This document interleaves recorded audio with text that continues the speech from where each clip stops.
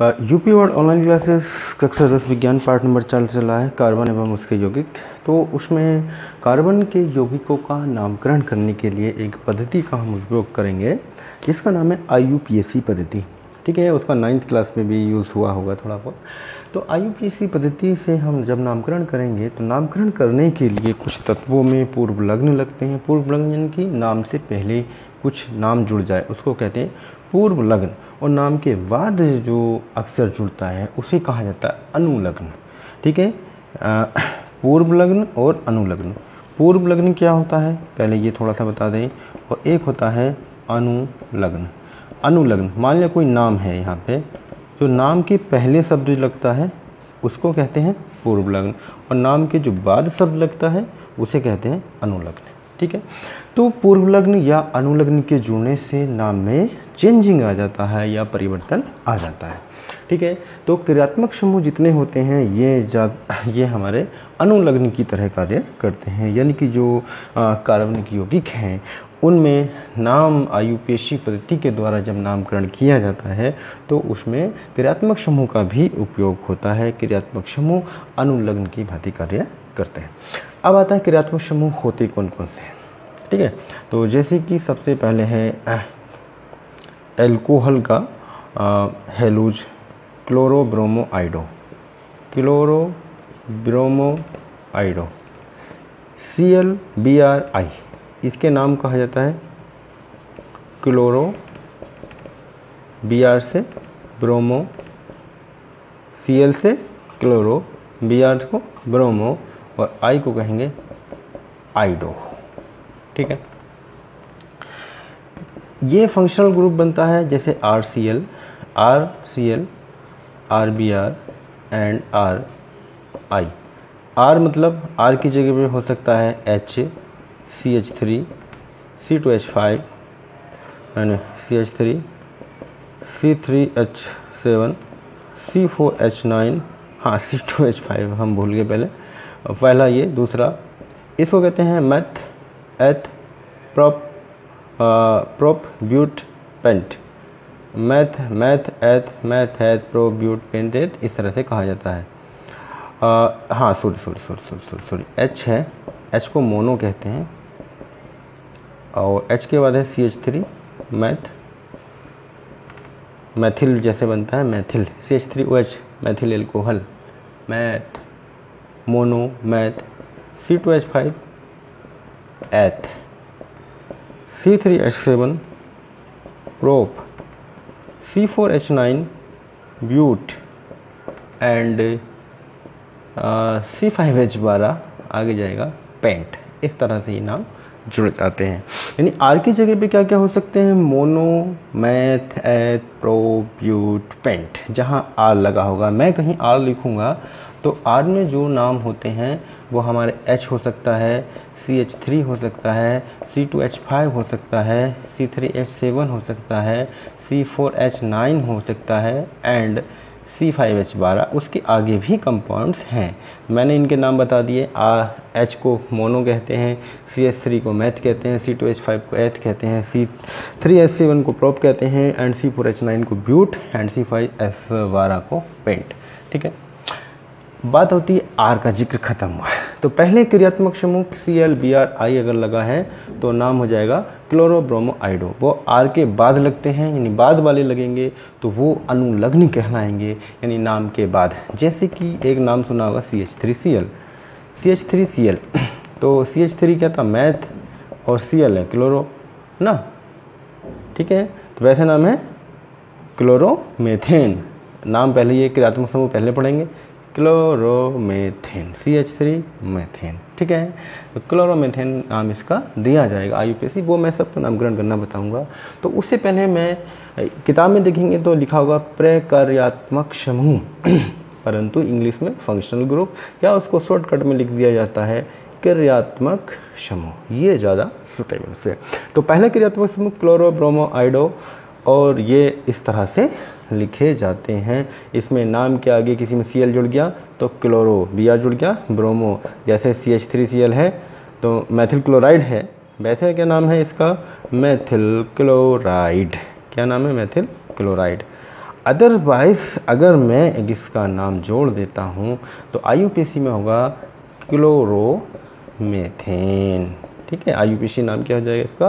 Chloromethane. ये हो गया इसका सामान्य नाम मेथिल क्लोराइड। और फंक्शनल ग्रुप के अकॉर्डिंग या IUPAC के फंक्शनल ग्रुप लगाने के बाद या क्रियात्मक समूह लगाने के बाद IUPAC जो नाम बना वो था क्लोरोमेथेन। अब मैं चलता हूँ आगे क्रियात्मक समूह पर। तो ये थे क्लोरोब्रोमो आइडो जो होते हैं, इसको हम हैलोजन कहते हैं या हेल्केन भी कहा जाता है। ये होते हैं हैलो ग्रुप के, हैलो एल्केन इसको कहते हैं। ठीक है, हैलो एल्केन, ठीक, ये इसका नाम है। दूसरा है जैसे अल्कोहल वाले, अल्कोहल, इसमें ओ आल जोड़ दिया जाता, ऑल, यानी नाम के बाद क्या जोड़ देते हैं? नाम के बाद आल जोड़ देते हैं, अल्कोहल। इसे वैसे ये लिखा जाता है ROH। ठीक है, यानी फंक्शनल ग्रुप के रूप में क्या लिखा जाएगा? ROH। नाम के बाद जोड़ देते हैं इसमें ROH। R का मैं कुछ सुटेबल बताता हूँ।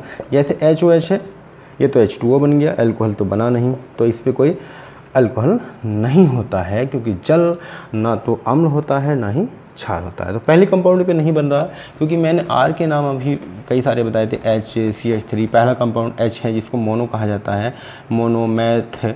दूसरा एथ, मैथ एथ है, and prop and but and pent. ठीक है, तो इस प्रकार ये नाम चलते चले जाते हैं। 2-3 कंपाउंड ही ज़्यादातर बनते हैं, BSc क्लासेस तक जाके यहाँ तक बन पाते हैं और हाई स्कूल तक तो आप यहीं पे उलझ जाएंगे, इससे ज़्यादा की ज़रूरत नहीं है। मोनो पे बना तो बना, मोनो मैथ है, तो बस इतने में ही काम चल जाता है।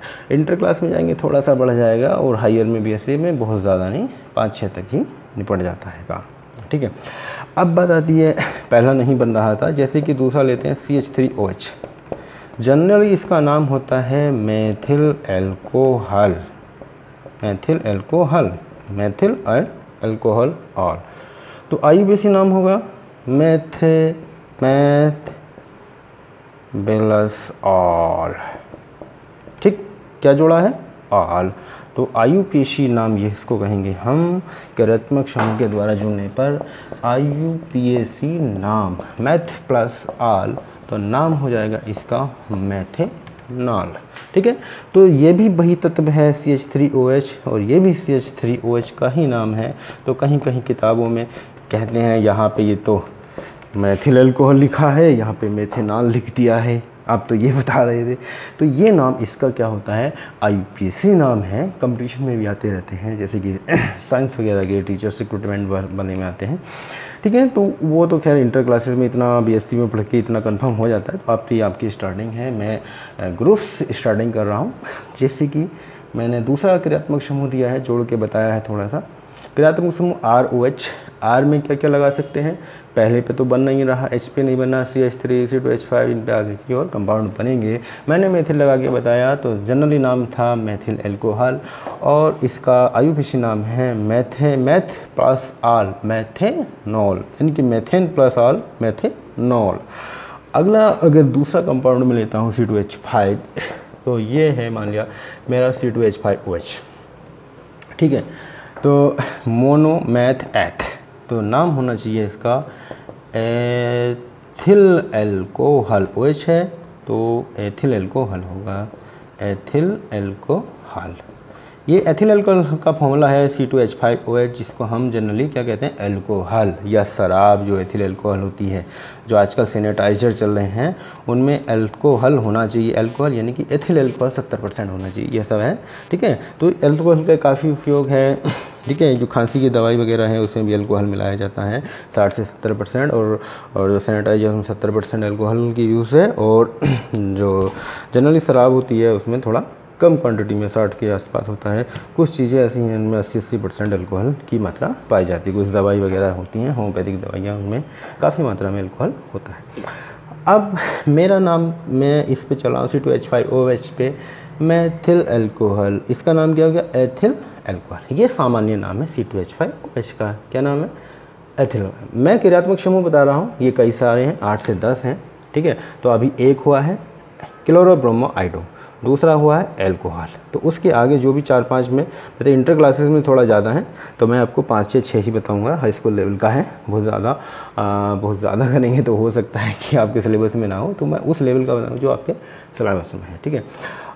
मैथ प्लस आल यानी कि मैथेनॉल, ये हो गया C2H5OH एथिल एल्कोहल।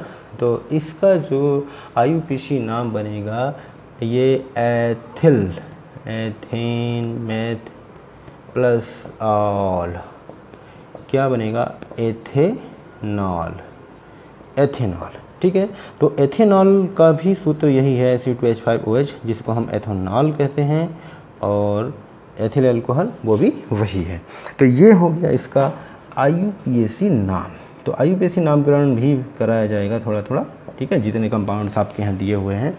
तो 2 क्रियात्मक समूह मैंने अभी बताए हैं, क्लोरोब्रोमो आइडो, ये हेलो एल्केन वाले हैं, और दूसरा है हमारा एल्कोहल, यानी कि नाम के आगे जो नाम के बाद जिसको कहते हैं अनुलग्न, क्या लगा देते हैं, ऑल लगा देते हैं। इंग्लिश में OL और इसमें हिंदी में ऑल, ठीक है। जैसे ROH, तो R की जगह ये रहेंगे HCH3 समथिंग, तो मैंने H पे बनाया था तो HOH हो गया था। HOH कोई कंपाउंड कोई अल्कोहल होता नहीं, वो बन जाएगा H2O यानी जल।